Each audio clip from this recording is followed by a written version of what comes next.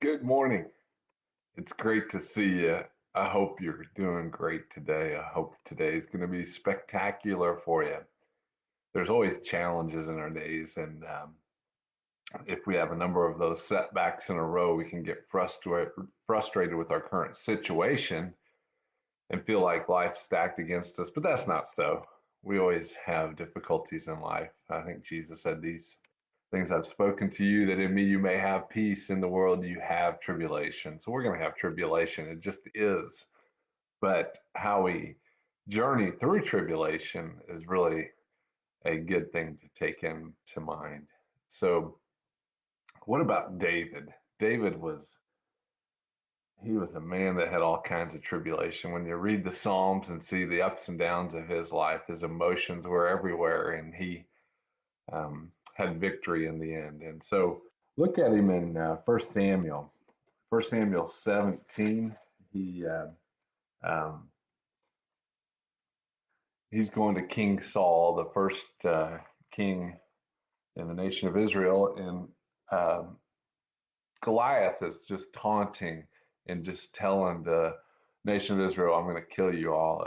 And so David says, "Well, why would you uh, let this Philistine cause your hearts to melt?" And hearts to melt means being fearful. And so he goes on. He tells King Saul. He says, "And David said, this is verse 37.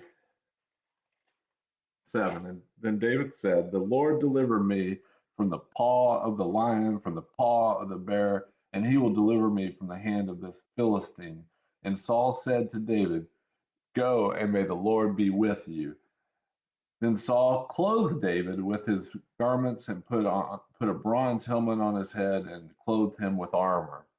He, so the king clothed David with the best armor that he had, and David girded his sword. What a great word, girded. That's funny. Then David girded his sword over his armor and tried to walk, for he had not tested them. So David said to the king, King Saul, "I cannot go out in this armor, for I have not tested them." And David took it off. So David's going to fight this big old giant, and the king had clothed him with the best armor money could buy, and he's like ripping this stuff off, and he's like, "I can't go out in this. I can only do what I've tested." And so then you go over to Ephesians chapter 6. And so you take that picture of the armor of David into Ephesians chapter 6. And then finally, Paul says, "Finally, be strong in the Lord and in the strength of his might. Put on the full armor of God so that you might be able to stand firm against the schemes of the devil." For here it is. For our struggle is not against people, but against the rulers, against the powers, against the world forces of this darkness, against spiritual forces of wickedness in the heavenly places. So our struggles are not against Goliath like David had. And David knew even back then that he couldn't wear the armor of man to protect him against the evil and the spiritual forces.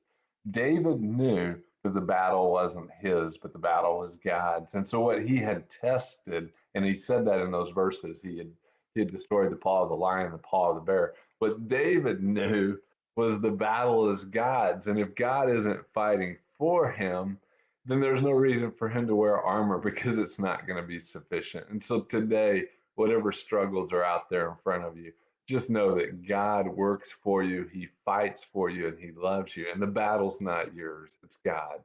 Walk by faith today and have a spectacular one.